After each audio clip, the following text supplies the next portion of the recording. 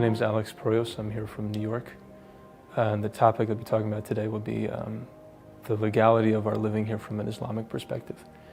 Specifically because there's an overwhelming amount of historical evidence that the land here was taken forcibly from somebody else. And also that the United States as we know it today is the direct result of over 300 broken treaties. And I think that we've never really analyzed it from a legal perspective. You know, we've come here and built businesses and bought homes and things like that, but never thought about that. I mean, we wouldn't go buy a house in like Tel Aviv and like run a business, right? Because that would be haram, according to most people. So that's what it's about. And I'm hoping, inshallah, it can be the beginning of some kind of dialogue within the community, because we don't really talk about it in a serious way.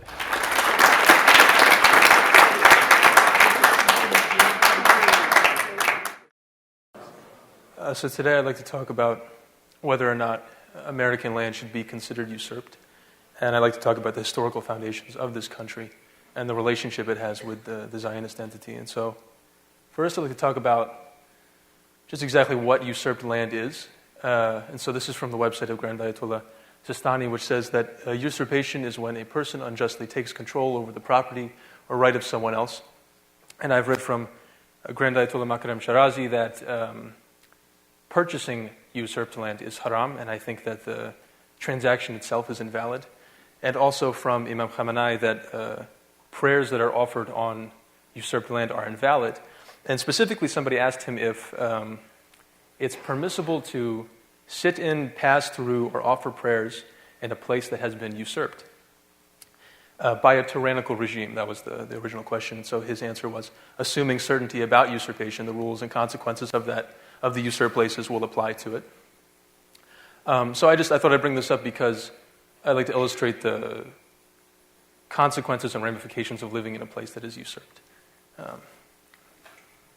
So first I'd like to talk about, there was a post earlier this year from Dr. Farouk Sekaleshvar. In it he posed a question which was, should the land here be considered usurped because of the history of the place? And it was a really interesting post, but what was really interesting was the responses that he got in the comment section. Because some people were very supportive of it, of what he was saying, but there were a lot of other people who had a lot of different arguments and rationalizations that they had to offer. And so I made a list of them, and along with a couple of other objectives that people often have to it, objections that people have to it. And I'd like to run through each one and try to provide historical evidence as a counter-argument to what the people have said. So the first one was that it was a long time ago what happened here, and so it's no longer relevant to us in the present. The next was that it's not the same kind of oppression as what's happening in occupied Palestine, so we don't also have any concern over what's happened here. The next was that native people didn't understand property rights, and so stealing from them is not the same as stealing from people who do understand property rights. The next is that they're not Muslims, and so we don't have any obligation to them.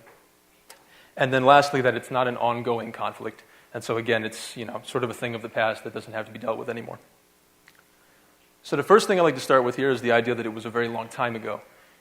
Officially, the American-Indian Wars between the federal government and the various tribes and nations of this country ended in 1924.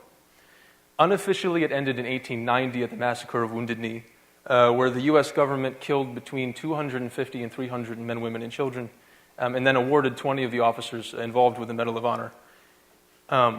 However, there were pockets of resistance that existed for a long time after that, and so it didn't actually end until 1924, which is not ancient history. We can't say that it's really that long ago.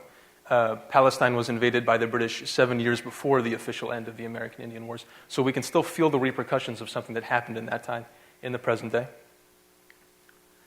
The next is the idea that what they're doing is not exactly the same as or at least similar to what's happening in Palestine. And so here I have let's see if I can work this right, a map. In 1830, under Andrew Jackson, Congress wrote into law stating that everything west of the Mississippi River would be the permanent homeland of the indigenous peoples and nations of this country. And everything east of it would be the United States government.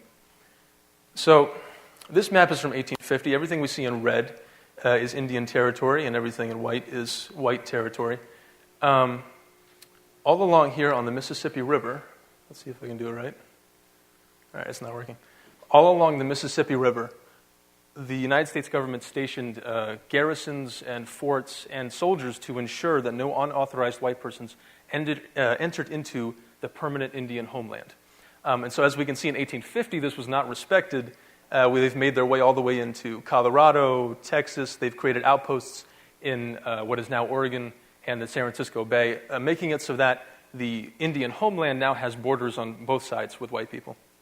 And so I'd like to jump next to 1894, what the permanent Indian homeland looks like. And so we can see in just 44 years, the Europeans have just devoured everything that was supposed to be the homeland.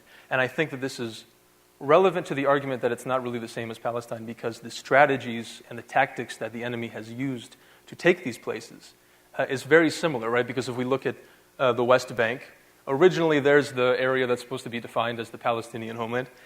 But then if we look in 2019, there's actually not a single town left in the West Bank that's not surrounded on all sides by Jewish settlers. And also what's interesting is the concepts that Congress invented in order to justify this theft. Specifically, they came up with the term known as manifest destiny, which is the idea that the white race, and specifically Anglo-Saxon people, enjoy a God-given right to conquer the entire North American continent and turn it into a republic.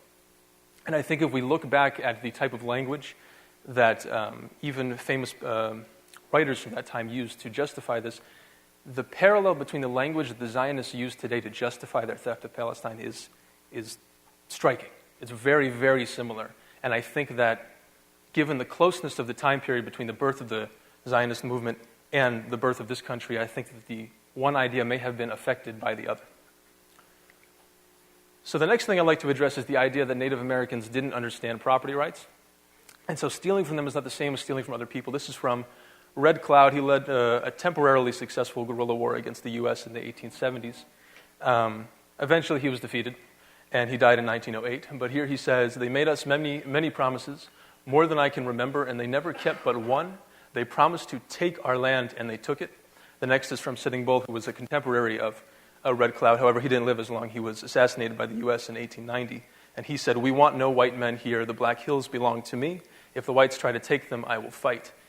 And so what he's talking about here is in reference to the invasion of the Black Hills. The government signed a treaty saying that no white persons shall be permitted to settle upon or occupy any portion of the territory or without the consent of the Indians to pass through the same.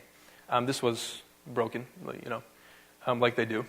And so the whites started to come into the Black Hills. And so there was a response from the Indians, and I think it's a great illustration of just how aware of property rights Native people in this country were. The next is another quote from Native American Dead Eyes, who says, "You white people, you have all come on our reservation and helped yourselves to our property, and you are not satisfied. You went beyond to take the whole of our safe, the Black Hills." The next is a song, a war song that the Sioux Indians would sing, and it goes, "The Black Hills is my land, and I love it, and whoever interferes will hear this gun." So I think the Black Hills is relevant because it is a clear example of just how aware these people were of that, not only of property rights, but that something was being stolen from them and that they were trying to fight to maintain it. The next is the idea that Native American people are not Muslims, so we don't have any obligation to them because they're not our people. So I put this quote from Imam Khomeini, which says, "One dimension of the Quran aims to eliminate oppression among human beings and introduce social justice among mankind." I think it's relevant because since the Islamic Revolution, the Islamic Republic has never hesitated to help oppressed people who were not Muslims. I mean, they've built ties all over the world, Venezuela, Cuba, Bolivia. Also, they supported Bobby Sands when he died in the 1980s, I think. And also, they were very vocally supportive of Mandela and the struggle against the apartheid government in South Africa. The next is a quote from Imam Khamenei during a meeting with Evo Morales, who was the first indigenous person to be elected president of Bolivia. And he says, "On the same basis, the Islamic Republic of Iran supports anyone, anywhere in the world, who resists bullying and hegemony."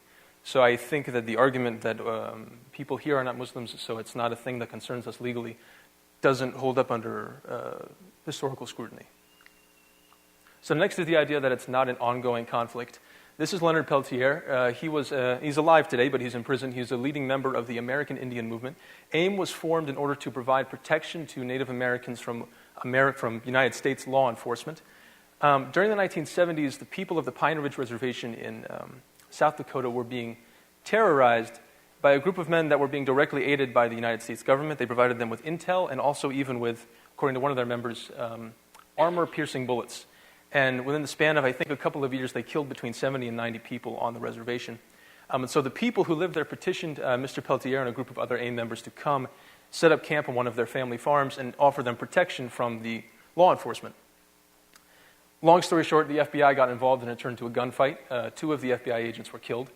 And there is no evidence whatsoever that Mr. Peltier is the one that killed him. However, they pinned both of the deaths on him. And all of the people involved who testified against him have come forward and said that they were intimidated by the FBI. One woman in particular said that she was intimidated by the FBI into making up a story, essentially, and testifying against him in order to get him thrown in prison. Despite all of this, he's still there. He's been there for over 40 years. His health is deteriorating. He has heart problems, and his family are worried that he's going to die very soon, but the government won't release him to receive medical treatment. The next is the Dakota Access Pipeline. A few years ago, it got a little bit of media attention. The government decided they were going to build a pipeline running through an area that goes right through the water reserves for one of the reservations out west. And the people protested because they didn't want their water to be eventually poisoned by a potential spill. They lost. They built the pipeline anyways. But what's interesting is what happened to the people involved in the protests. One of them is a Native American woman named Fawn Fallis. No one's 100% sure what happened. All they know is that Mrs. Fallis was tackled to the ground by a police officer. A gun went off. And they have since found that the gun fired belonged to a man who was a known FBI informant in the encampment. Despite that, Mrs. Fallis was charged with the attempted murder of a police officer. And that charge was dropped because they couldn't actually prove anything. But despite that, she's still been sentenced to 5 years in prison. On top of that, there's another man. I don't know as much about his case as I know about hers. However, his name was Michael Littlefeather Giron, and he was sentenced to 3 years in federal prison because he took some sort of actions to defend the pipeline. So lastly, I would like to correct some of the information in the video. I said that the U.S. government signed over 300 treaties and broke all of them. That was actually not right. And I'd like just to correct that real quick. The United States government has signed over 500 treaties with the various indigenous tribes and nations of this country, and they have broken or violated in some way every single one. So everything that we see as the continental United States is the direct result of over 500 broken treaties. So I think I'm out of time, inshallah. In the future, I hope that we can talk about this as a community, and I hope that our scholars can also look at it from an Islamic legal perspective to see if it really is considered usurped and what the ramifications are for those of us who live here.